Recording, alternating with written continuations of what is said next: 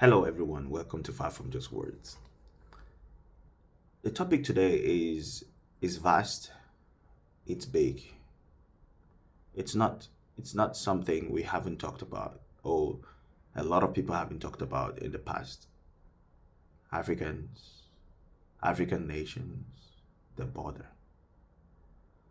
the boundaries that we didn't partake in separating ourselves, but now we have to uphold those boundaries. We have to uphold those laws. Now we are being divided into nations. Nations and names that we didn't give ourselves. And sometimes let's talk about simple examples. Every region in Africa, the South, the Southern region, the Eastern region, the Western region, most of these regions, if you go to any nation in those regions, the names they share so many names. For example, you go to you sometimes there's a politician in Nigeria called Kwankwaso, or is it Kwankwaso? Right? I think that is it, Kwankwaso. But if you go to Ghana, that same name exists, right? There is a name in Cameroon we say Mba, but then it's spelled with an H at the end. But if you go to Nigeria, the same Mba has no H. So it's just BMBA. So you see, there is always a connection to most of the nations in that region. So the thing is, when we begin to talk about borders, and then it hits someone like me and many other people to critique the reason for this hatred. And then some will question that, really? Do you really think that they hate us? No, we are not talking about the what is happening in South Africa, like go back to your homes. No, we are not talking about go back to your homes, go back to your country. That is just even ignorance. But anyways, we are talking about the politicians, the leaders themselves. They hate Africans. They hate us Africans. We hate ourselves. How do you say you love yourself, but yet you cannot build an educational system that is based on your people, your cultures, and to uphold values that will stand the test of time? Not thievery, not squandering money, not money laundering, not all that thing. Because if we have people that were groomed or like were brought up by good parents, because before we blame the government, we have to blame home training.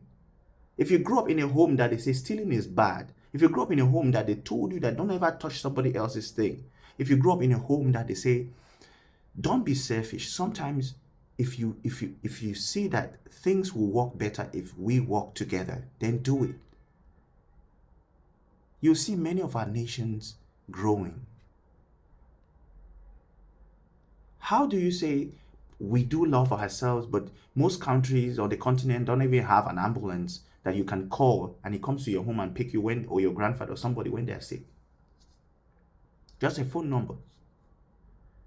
Some of you, how can you say we love ourselves, but there's a thief attacking your neighbor in the next compound, and when you call the police, they tell you they don't have gas or petrol in their cars.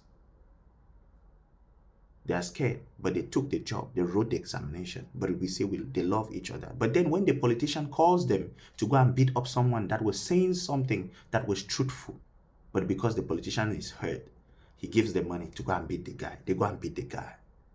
And then you say we love ourselves. We hate ourselves. Before even what is happening in South Africa, it has always been shown in the way we manage our day-to-day affairs, our political affairs, our socio-political affairs. It shows that we hate ourselves. How do we allow someone to control our affairs from outside?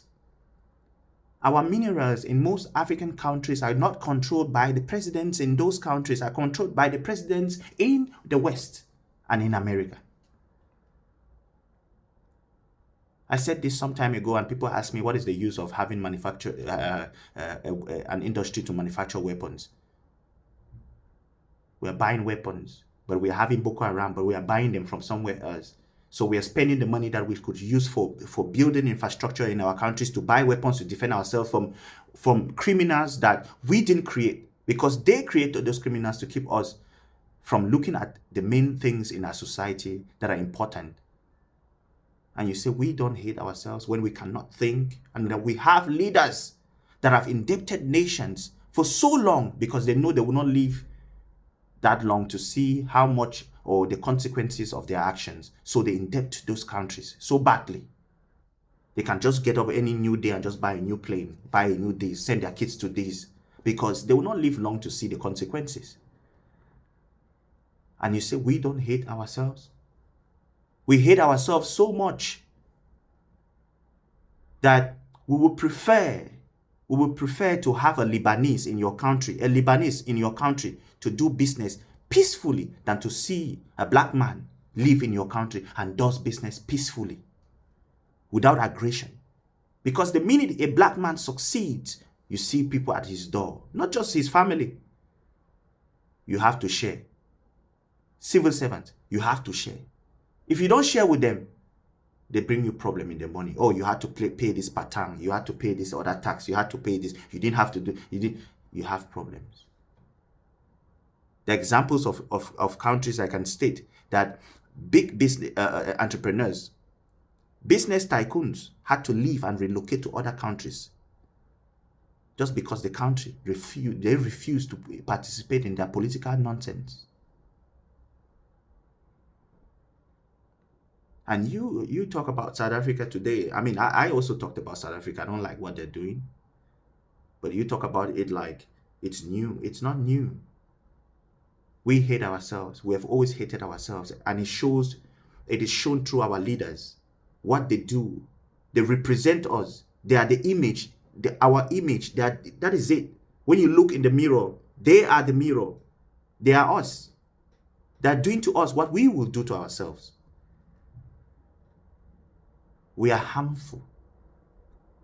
We refuse to bring morality to the table in a form of professionalism. You see a policeman, they say, in law, by the way, they say, until you're being judged at the court or something, and then ignorance, you are still ignorant before the law, right?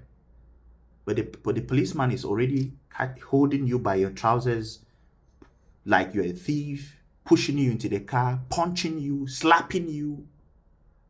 You haven't even yet been taken to court. They are not even yet sure you committed a crime. There is no professionalism. You go to people's offices, they behave as if their dads brought the chairs from their village and kept there for them.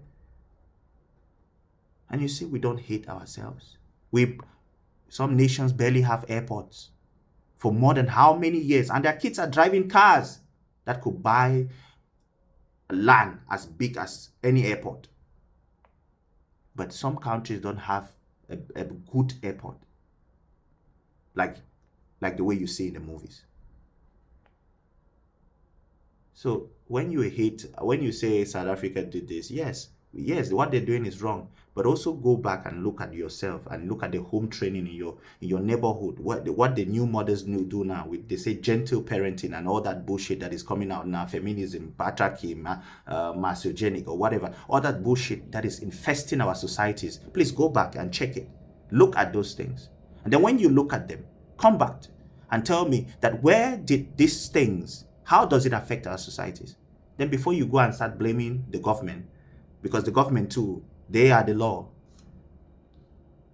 So when we look at South Africa, let's go back and then also check ourselves and see if we don't hate ourselves as much as South Africans hate themselves and hate other Africans.